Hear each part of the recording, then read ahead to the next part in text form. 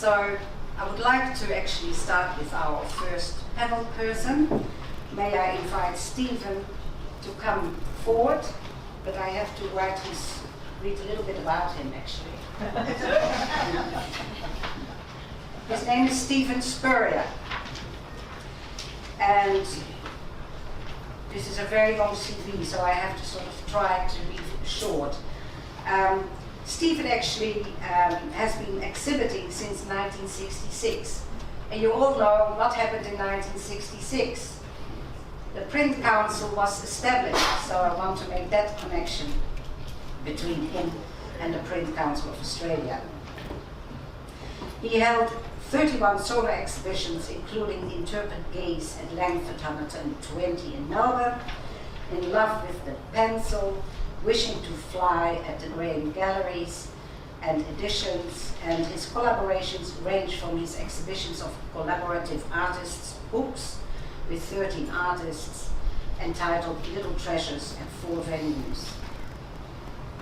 He exhibited overseas, Bristol, the UK, and other exhibitions include co-curating projects such as the Gallery Art on Art, an ongoing vending machine project for the Melbourne Art Fair with Wilma Tobacco.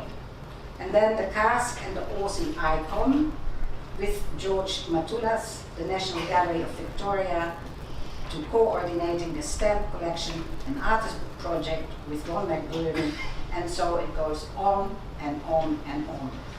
So I think that he actually starts to get up now and he will address you for 10 minutes. 10 minutes.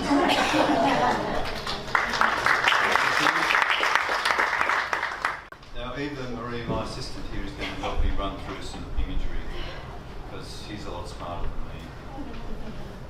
So I just wanted to think it's 50 years since I started exhibiting, let's say. 50 years ago I was at RMIT as a printmaking student. Excuse me, could you go a bit closer to the mic, please? Oh, sorry. Thank you. My apologies. Is that better? Yeah. So 50 years since I first started my, let's say, exhibiting career, and I was a student at Tate Adams at RMIT. And to put it into context, there are various people that some of you will know of or know. George Balderson, the late, Graham King, Jan Sandbergs, Udo Selvark, and of course Tate Adams, who ran Crossley Gallery, where I had my first exhibition. And some of the people I went to art school with were Danny Moynihan, for example, Graham Sturgeon, the local historian, who some of you would know, Jock Clutterbuck, John Neeson, etc. But I think the interesting thing for me to talk about is what conditions were like for printmakers then. For example, I didn't have a lot of money. I couldn't afford to buy plates. Most people used zinc plates then. There's a gentleman crawling on the floor.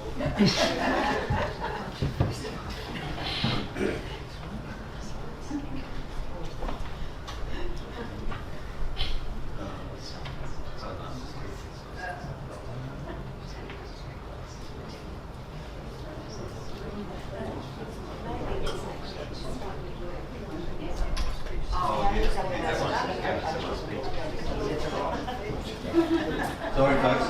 So, because I'm in a situation where I couldn't afford to spend a lot of money on plates and I wanted to make reasonable sized prints, I had to improvise. So, in Mentone, where I lived in Melbourne, they were wrecking the local town hall, which is a beautiful building and people do that. I went to the building site and I said to a rather quaint gentleman there, I could see sheets of plywood coated with shellac, and I said to him, "Excuse me, mate, is there any chance of getting some of that?" He said, "Sure, look, come over there, mate.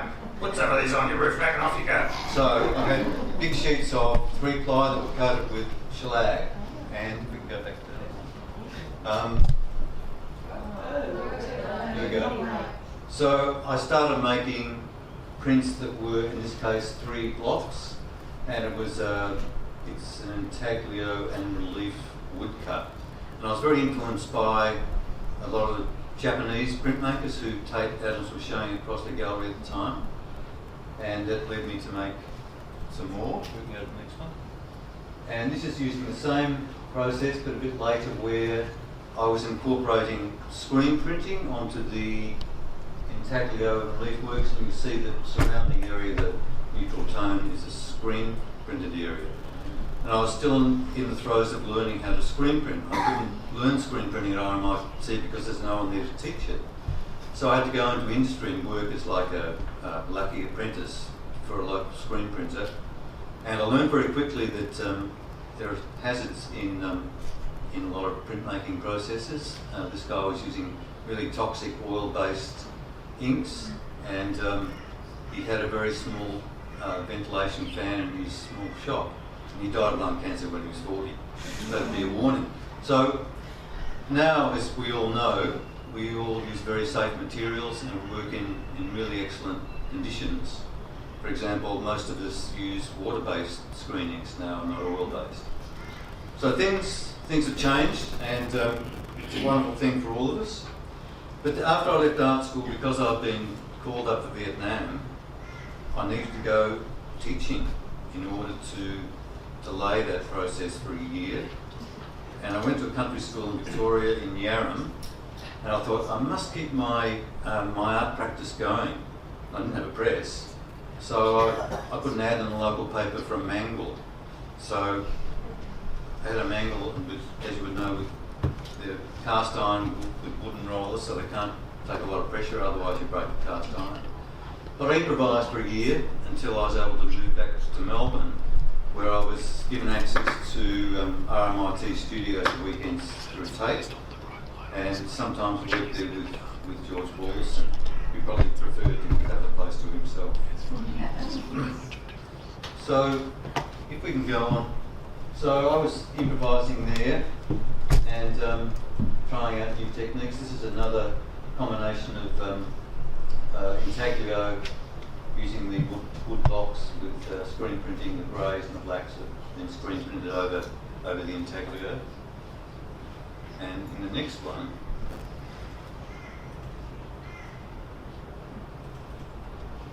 it's a similar sort of process, and these are reasonable size prints.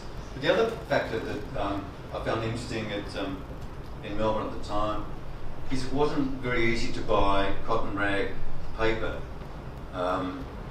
Such things you usually had to import. And I remember one day when I was a student, going back a couple of years, a student at RMIT one morning stumbling off to the studios, and there's a big wooden crate on the footpath. And we'd previously ordered some paper from Japan through Tate, which was mulberry paper, which is commonly called rice paper. And I stumbled on that crate, and I thought, it's strange that it's sitting there. So I went into the studio about an hour later. I thought, hang on, that's our paper. So the carrier just dumped it on the footpath. That's how things used to be done. So anyway, we got our paper. But as far as having a whole range of European papers, that was very difficult. And most of these prints that I've done, the ones I've been showing, have been done on cartridge paper. And it's amazing how they've survived for nearly 50 years, sometimes better than the ones on the cotton rag.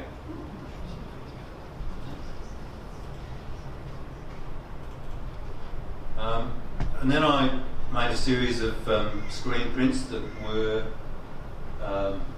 just screen printing, and they were done with the same oil-based inks, because the phenomenon of Lascaux and water-based inks that were any good hadn't quite happened yet. And in the next one, Eva Marie's doing a great job again. So this is a much later development of screen prints. How am I going time? Okay, I'm not shouting it. All right. Where I developed a whole range of imagery that was partly related to some of those earlier ones, and they're more like floating types of shapes. And a lot of these I made when I did a residency at Griffith Uni in about 1981, I think it was. Go to the next. And this is of the same series. This is actually a large etching. I had a great etching press at Griffith Uni. And in the next slide, this is a flashback to some of those earlier screen prints. And in the screen prints from the early 70s, I was trying to master the concept of the graded colour. You can see the colour transition of the background from the top of the print, and that was quite an interesting process to develop. And then the next one. So I'm just going to bring things up to date here with some much more recent work as time's running out. And my recent work is more about paintings, perhaps that are a combination of paint and screen printing. Let me go to the next one. There we go. So there are elements of painting here. The white gridded shape is a screen printed image. So I faced a situation where I wanted to have line work overlaid over painted area, and it seemed a logical way to do it was to screen print it on rather than to paint it with a very, very fine brush. We'll go to the next one.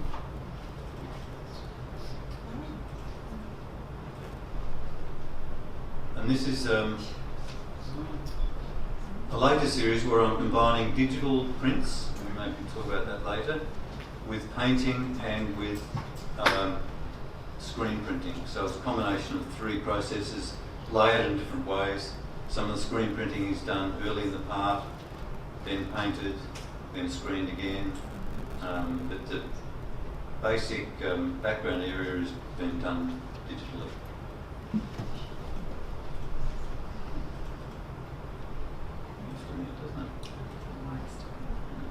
So this is a part of the same series using all those processes. And we see some of the area in the background looks like it's being used for watercolour, and there's some in pastel paint, and then screen printing. So it's an unusual mixture. Here's another one using the same processes. So I sense my time is up. So We've got 1 more minute. Okay, here we go. So this is another one using the same process, and then we go to just really random. Yeah. It's great having a minute. Can we go? Some of the ones right down the bottom this time. Let's go.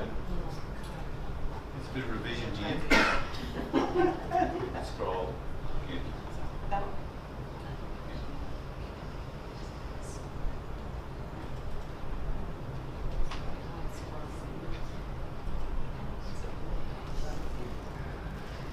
So here's a few flashbacks. Keep going. And there's me taking a print with a viscosity roll up on it and a bit of photo etching there. We can go to the next. And there's, does anyone know who that person is? Ray Hughes? Really? This is early Ray Hughes I in Brisbane, and this is in the 70s, and I'm exhibiting some of those screen prints that I showed earlier. Another small painting with screen printing. These are very small paintings, and there's me in the studio in Melbourne. Great shorts. And there's me in the garden at home, which is my studio for doing large paintings. My time is up. Thank you very much.